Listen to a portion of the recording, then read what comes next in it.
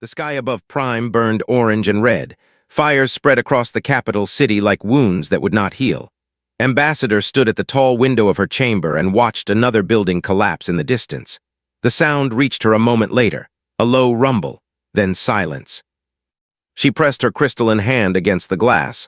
Her people were dying, and she could do nothing to stop it. They had arrived 3 weeks ago. Their warships had filled the sky like a swarm of dark insects. 47 vessels hung in orbit above her world. Each one carried enough firepower to level a city. Together they formed a cage around the planet. Nothing could enter. Nothing could leave. The commander had made his demands clear on the first day. Surrender. Give them access to the neural crystals that grew in every brain. These crystals held memories, thoughts, and dreams. They wanted them for their war machines. They did not care that harvesting meant death. Her people had refused, and so the bombing began.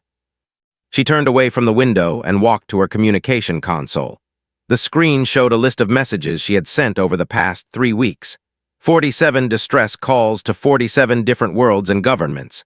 47 pleas for help. 47 refusals. The Galactic Conquered had been the first to respond. They were the great alliance of elder species, the wise ones, the powerful ones. They had ruled this part of the galaxy for 10,000 years. Surely they would help. Their message had been polite, professional, empty. We understand your situation. We sympathize with your suffering. However, direct intervention against the Dominion would risk a wider conflict. The Conquered cannot act at this time. We wish you strength in these difficult days. Strength, as if strength alone could stop orbital bombardment. The other responses had been similar. The Empire sent their regrets. The collective expressed concern. The Union offered thoughts and prayers. Everyone had an excuse. They were too strong. The risk was too great. The politics were too complicated. No one was coming. Sat down heavily in her chair. Her body was tired. Her mind was tired. 3 weeks without proper sleep. 3 weeks of watching her world die piece by piece. Her assistant, a young named, entered the room. His crystal skin flickered with worry. Ambassador, he said softly, the Eastern District has fallen. The ground forces are advancing toward the Central Zone. Closed her eyes. The Eastern District. Thousands of families lived there, schools, hospitals, homes. How many? She asked. We do not know yet. The communication lines are down. She nodded slowly.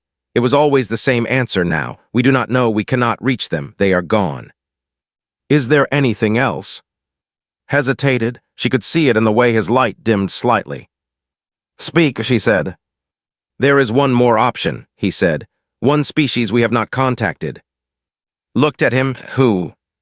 The humans. The word hung in the air, almost laughed, almost. The humans, she repeated. The primitives from the outer rim. Yes, Ambassador. She shook her head. The Conquered rejected their membership application 3 times. They have no real fleet, no real power. They are barely 100 years into space travel. What could they possibly do against 47 warships? Probably nothing, admitted, but they are the only ones we have not asked. Stood and walked back to the window. Outside, another explosion lit up the horizon. More screams she could not hear, more deaths she could not prevent. Why would they help us? She asked.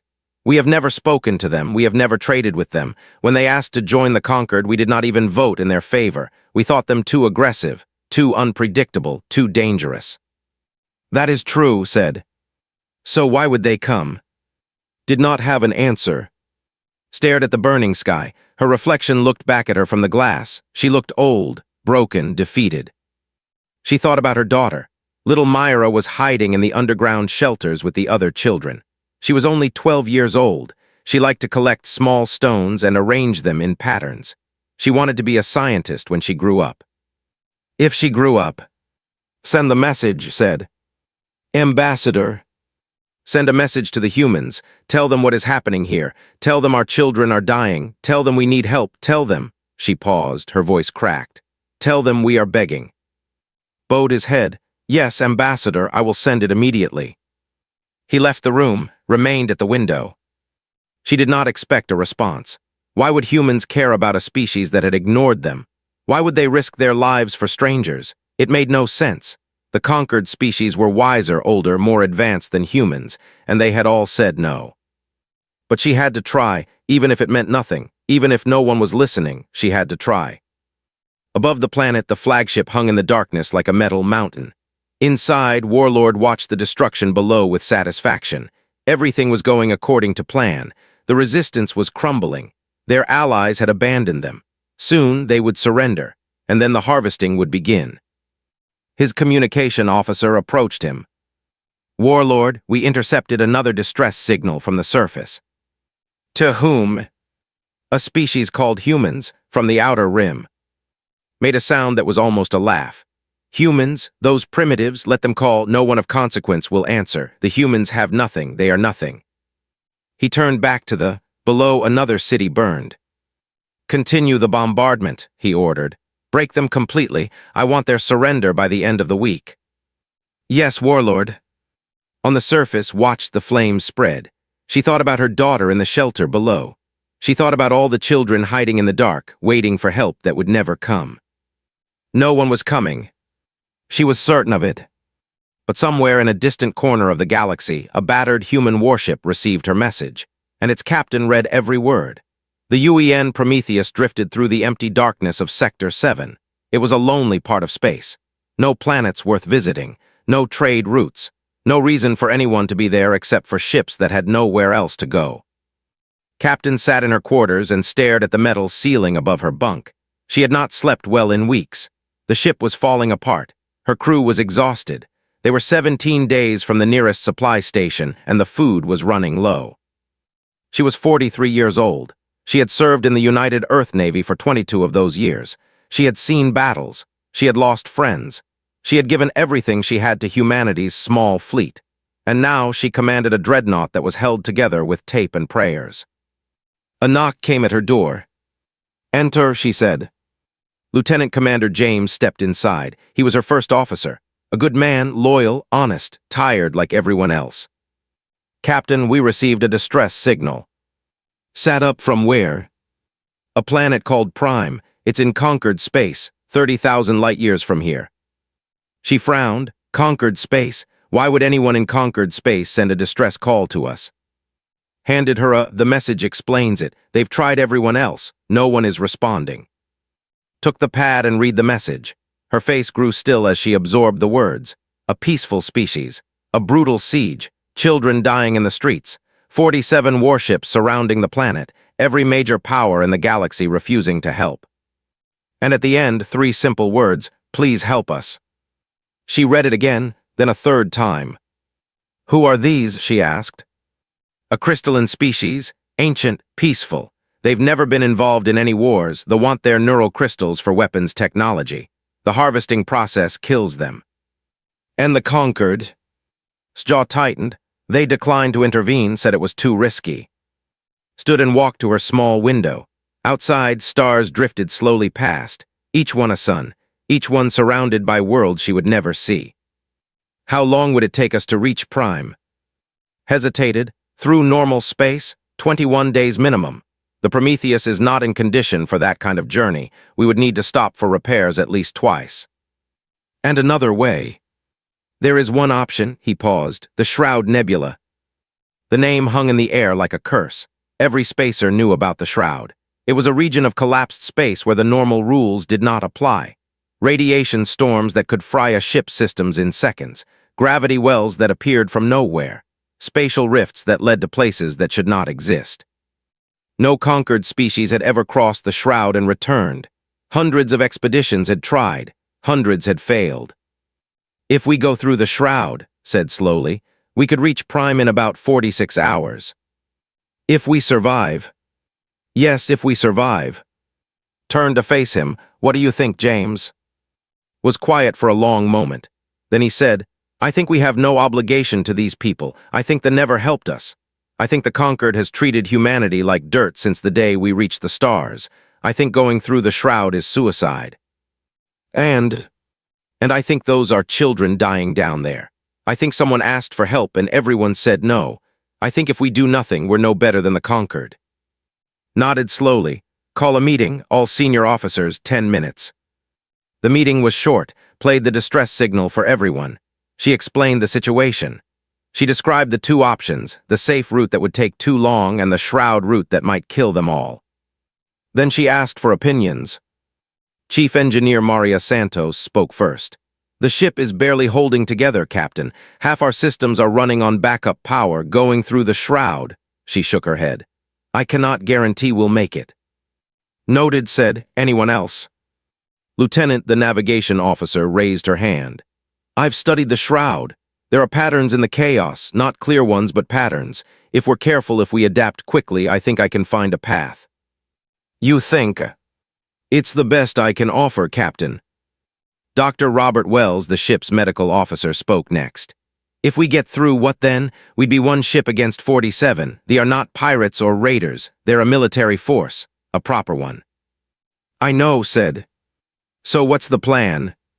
She looked around the table at her officers. These were the people she had served with for years. They trusted her. They followed her. And now she was asking them to fly into death twice over, first the shroud, then the... The plan, she said slowly, is to go there and figure it out. We hit them hard, we hit them fast, we make them hurt, and we give those people a chance. That's not much of a plan, Santos said. No, it isn't. Silence filled the room. Then stood up, I'm in. Stood next, me too. One by one, every officer in the room rose to their feet. Felt something warm in her chest. Pride, maybe, or love, she was not sure which. Thank you, she said quietly, all of you. She walked to the ship-wide communication panel and opened a channel to every part of the Prometheus.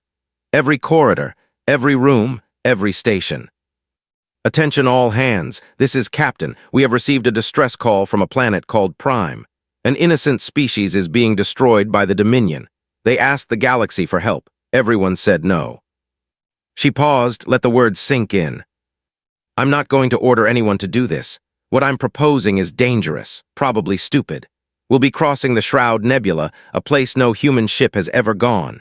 Then we'll be fighting 47 enemy warships with our one battered dreadnought. Many of us will die. Another pause. But somewhere out there, children are hiding in shelters, waiting for someone to save them. Their own allies abandoned them. The great and powerful conquered decided they weren't worth the risk. Everyone told them no one was coming. Her voice grew hard. I joined the fleet because I believed humanity was better than that. I believed we don't look away when people are suffering. I believed we fight for those who cannot fight for themselves. Not because of politics, not because of profit, because it's right. She took a breath. Anyone who wants to stay behind, report to the shuttle bay. No one will judge you. No one will think less of you. This is not your war. She closed the channel and waited. 1 minute passed, then 5, then 10. Check the shuttle bay status, empty. No one's leaving, Captain, he said. Allowed herself a small smile. Then let's go save some lives. Helm set course for the Shroud Nebula, maximum speed. The Prometheus turned in the darkness. Its engines flared blue, and it began its journey toward the impossible. The Shroud Nebula looked like a wound in the universe. Purple and black clouds swirled together in patterns that hurt the eyes. Lightning flashed inside the darkness, but there was no thunder. The light came from nowhere and went nowhere. It simply existed, angry and strange. Captain stood on the bridge of the Prometheus and watched the nebula grow larger on the... Her hands were steady. Her heart was not. Distance to the shroud boundary, she asked. 12 minutes at current speed, Lieutenant reported. Her voice was calm, but her fingers moved nervously across her console. All hands prepare for entry, announced. Seal all compartments, switch to internal life support, and strap in. This is going to be rough. The ship fell quiet. Every found their station. Every door was locked. Every system was checked twice. Chief Engineer Santos called from the engine room. Captain, I've done everything I can. The engines will hold, I think.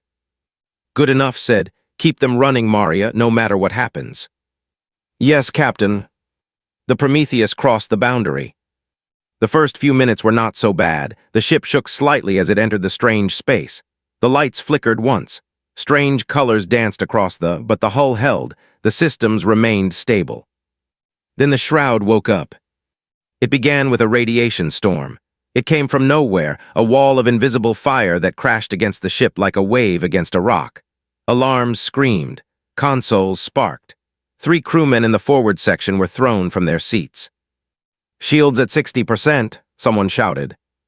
"Rerouting power," Santos responded from engineering. "Compensating." The ship lurched sideways as a gravity well pulled at them. Hands flew across her controls, adjusting their course moment by moment. Sweat ran down her face. Her eyes never left her screens. "There's a pattern," she muttered. "There's always a pattern, find the pattern, find the path." Another radiation burst. The lights went out completely for 3 seconds. When they returned, they were dim and red. "Auxiliary power engaged," Santos reported. Her voice was strained. "Main power is recovering. Give me 2 minutes." "We might not have 2 minutes," said grimly. Ahead of them, the shroud twisted.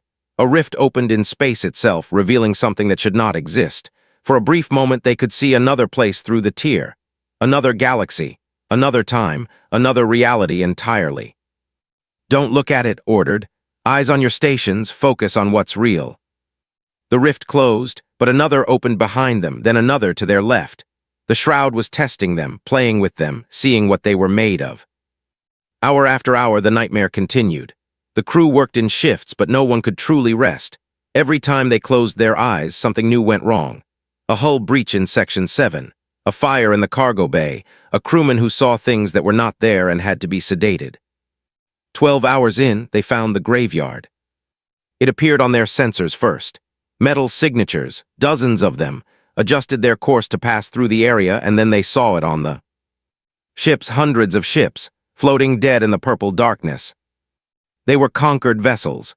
Survey ships, exploration cruisers, scientific vessels, all the expeditions that had entered the shroud over the centuries, all the ships that had never returned.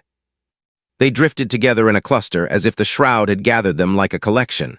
Their hulls were torn open, their lights were dark, their crews were long dead. "My God," whispered. Stared at the graveyard. Each ship represented a crew, families who waited for loved ones who never came home.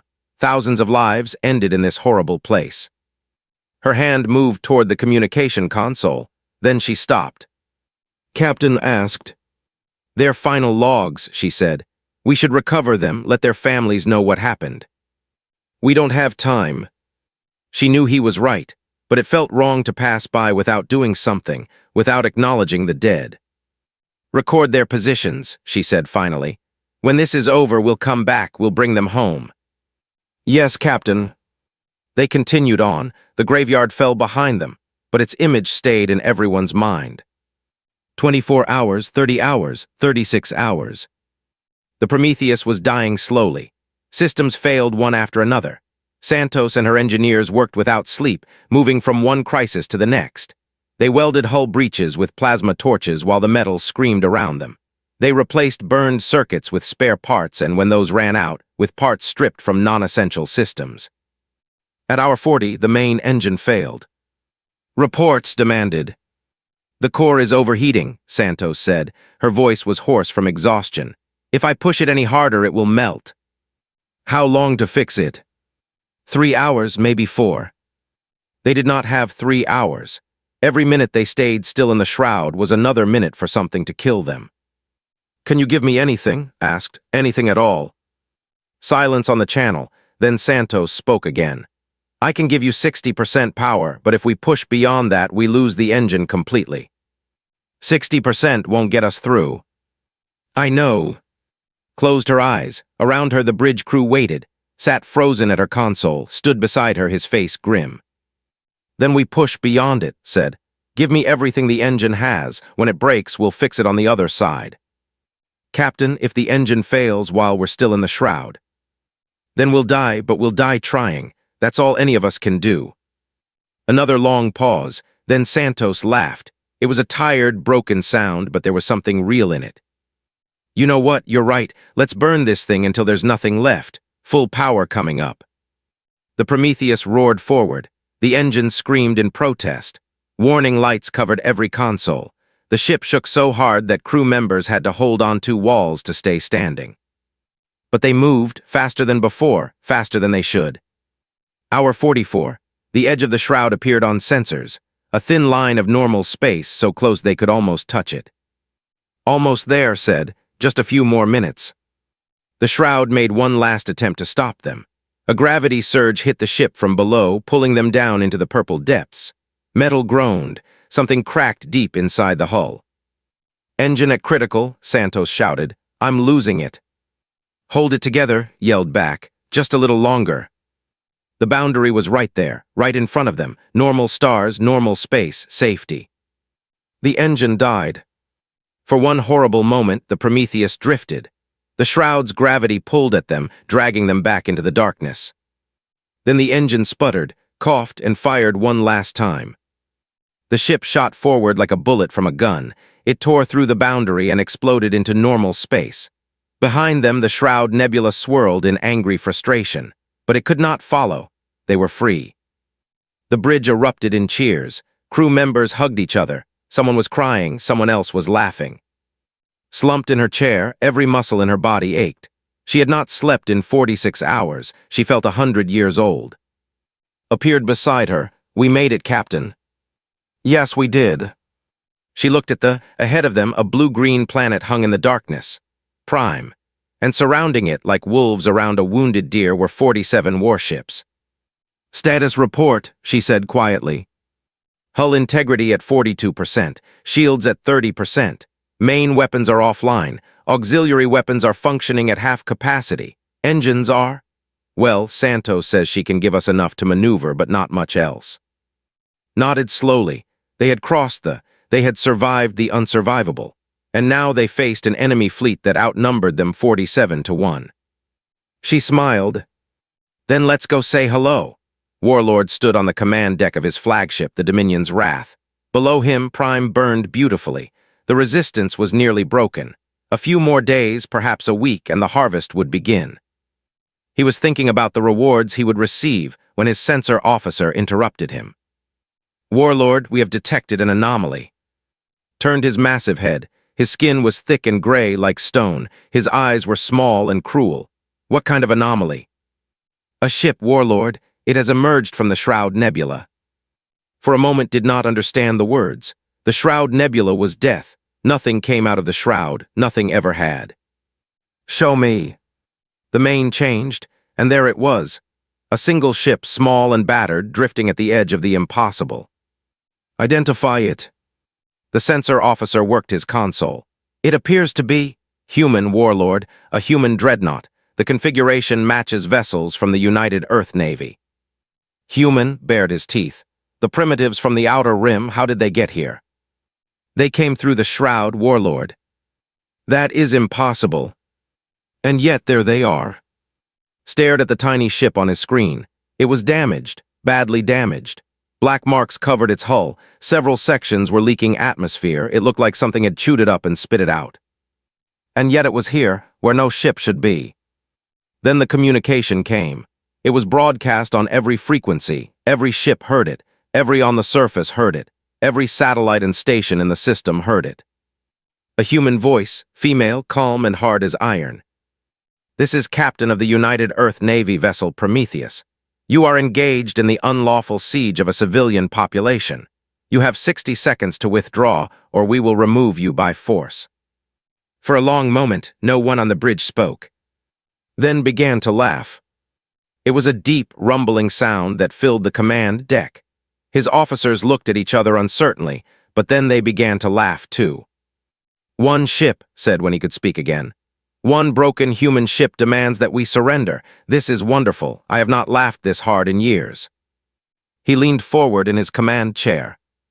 Kill them slowly. I want to enjoy this." 12 warships broke formation and moved toward the Prometheus.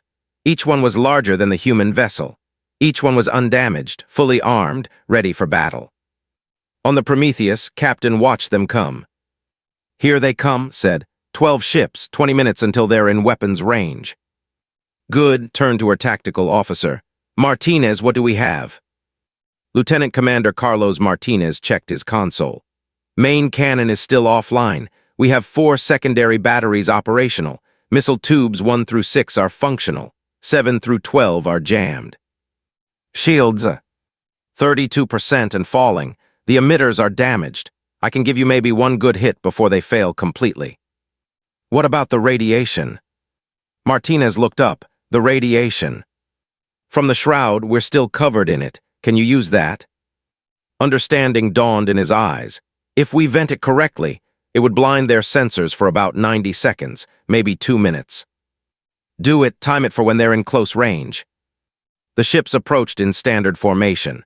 Neat, organized, professional, they expected an easy kill. Why wouldn't they? They outnumbered the Prometheus 12-1, their weapons were stronger, their shields were intact. This would be quick. It was not quick. When they reached optimal firing range, they opened fire. 12 ships unleashed their weapons at once, enough firepower to destroy a small moon. The Prometheus was not there. At the last possible moment, had ordered a hard burn to starboard. The damaged engines screamed in protest, but they delivered. The ship moved just enough. The weapon's fire passed through empty space. Then Martinez vented the shroud radiation. It spread from the Prometheus like a cloud of invisible fire. The sensors went blind. For 90 precious seconds they could not see, could not target, could not coordinate. Now, said softly, hit them now. The Prometheus dove into the formation like a wolf among sheep. It was close-range fighting, brutal and ugly. The kind of warfare that civilized species avoided, the kind of warfare that humans had perfected over centuries of killing each other. Martinez fired everything they had. Secondary batteries tore into the nearest ship. Missiles streaked toward the next. At this range, accuracy did not matter. Everything hit something. One cruiser exploded, then another. They're recovering, warned. Sensors coming back online. Ram that one, ordered, pointing at a destroyer that was turning to bring its main guns to bear. Captain, you heard me, ram it. The Prometheus accelerated directly toward the destroyer. On the enemy ship, the crew had just enough time to realize what was happening. Then 2,000 tons of human warship smashed into their bow at combat speed. The impact was catastrophic. The destroyer crumpled like paper. The Prometheus shuddered from bow to stern. Alarms screamed. Hull breaches opened in a dozen places. But the Prometheus kept moving, and the destroyer did not. Damage report, demanded. Forward section is gone, Santos reported from engineering. We've lost 30 crew, but the core is intact. Weapons are still functional. Then keep fighting. The battle became a nightmare of fire and metal. The remaining ships tried to regroup, but the Prometheus would not let them.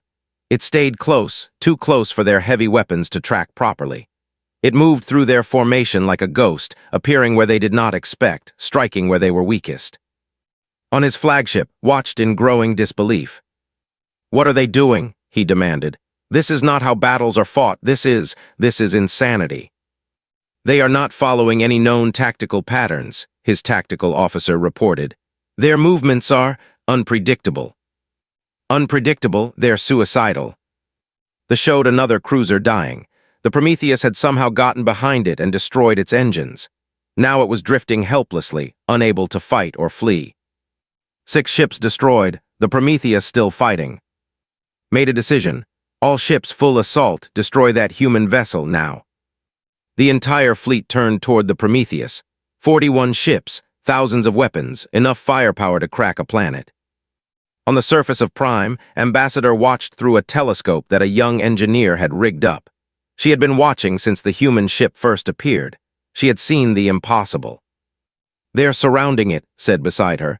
The human ship cannot survive this. Did not answer. Her eyes were fixed on the tiny spark of light that was the Prometheus. It was so small against the fleet, so fragile. But it did not run, it did not surrender. It turned to face the enemy fleet and it kept fighting. On the bridge looked at the tactical display.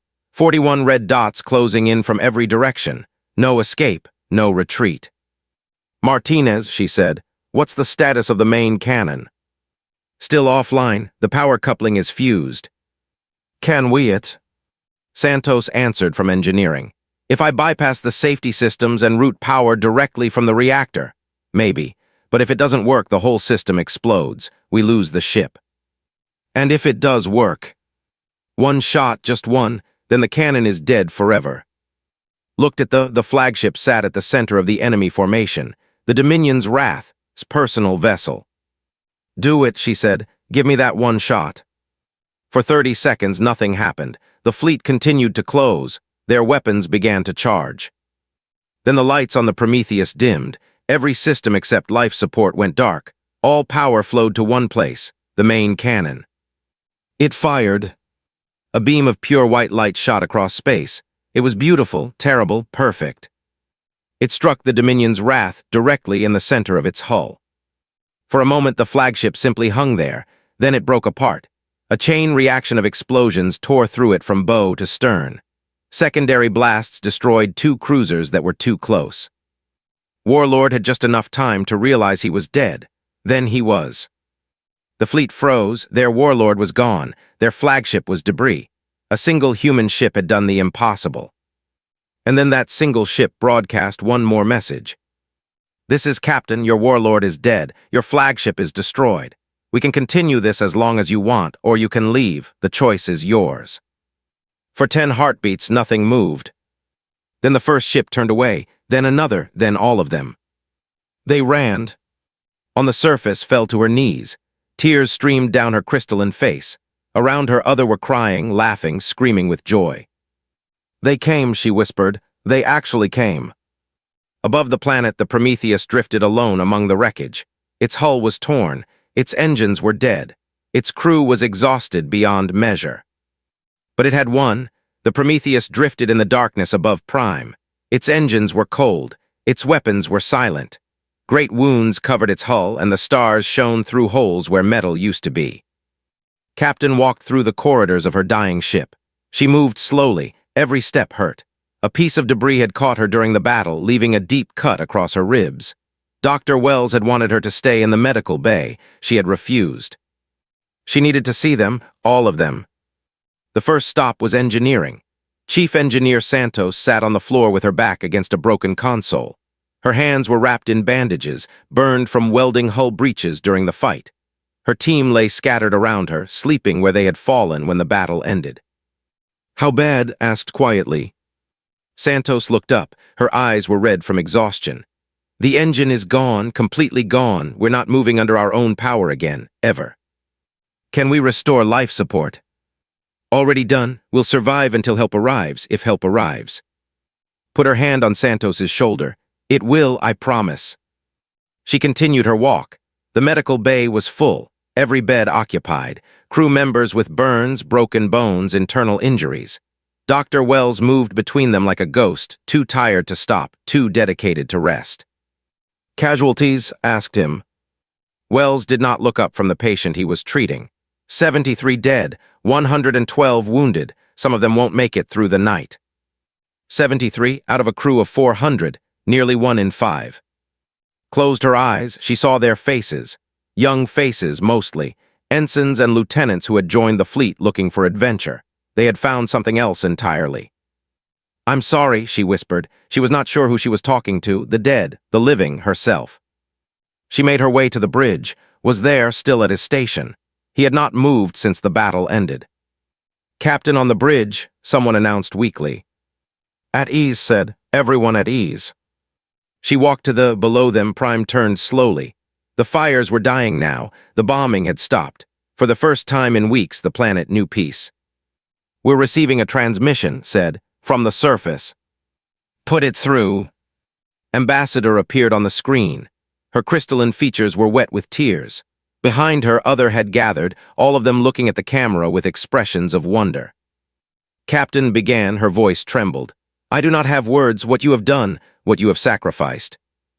"Are your people safe?" interrupted gently. Nodded. "Yes, they are gone. Our cities are damaged, but we can rebuild. Our children." She paused, struggling to speak. "Our children are safe because of you." Felt something warm in her chest. 73 of her crew were dead. Her ship was destroyed. She would spend months in hearings and reviews explaining why she had risked so much for a species humanity had never met. None of that mattered right now. The children were safe. "I'm glad," she said simply. "Why?" asked. The word burst out of her like it had been trapped inside. "Why did you come? You had no obligation to us. We had never helped you. We did not even acknowledge your existence.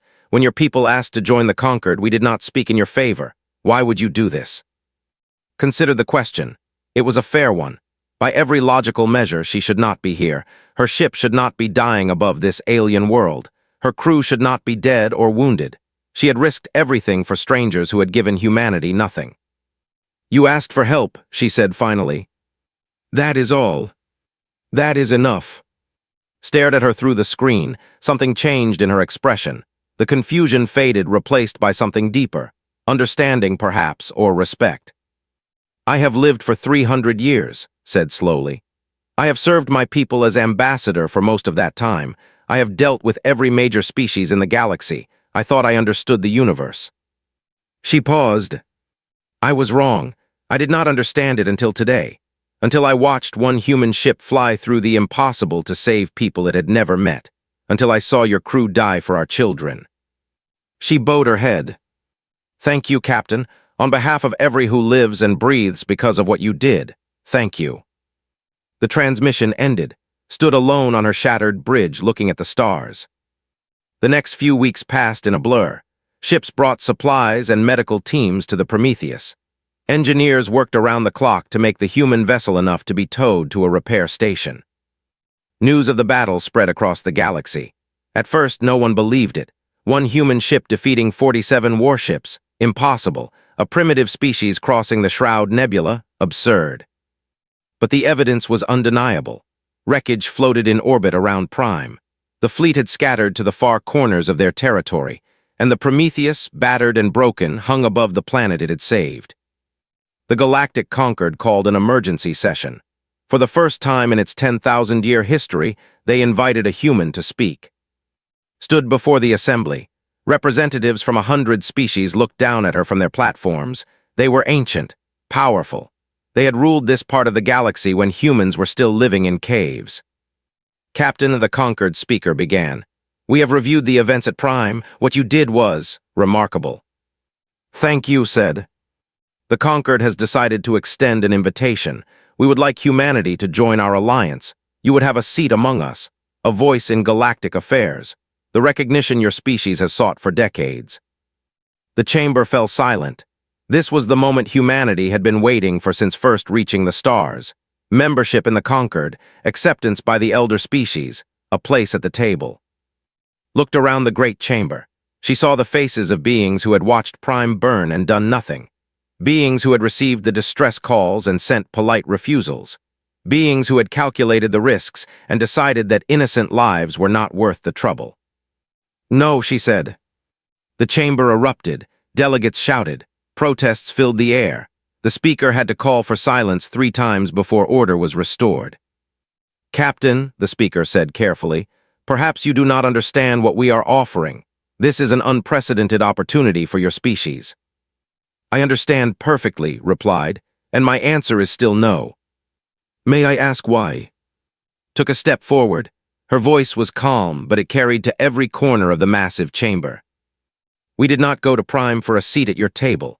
We did not cross the Shroud Nebula for political recognition. We did not watch our friends die so that humanity could join your alliance. She paused, letting the silence build. We went because someone was hurting. We went because children were dying. We went because it was the right thing to do. That is who we are. That is what we believe. She looked directly at the speaker. When you are ready to do the same, when you are willing to risk something for people who cannot pay you back, when you are ready to help because helping is right and not because helping is profitable, then call us. We will be there. She turned and walked out of the chamber. No one tried to stop her. The Prometheus came home to a hero's welcome. Ships from Earth and every human colony escorted her through the final stretch of her journey. When she reached Earth orbit, fireworks lit up the sky. Messages of gratitude flooded in from across human space. But the messages that mattered most came from somewhere else.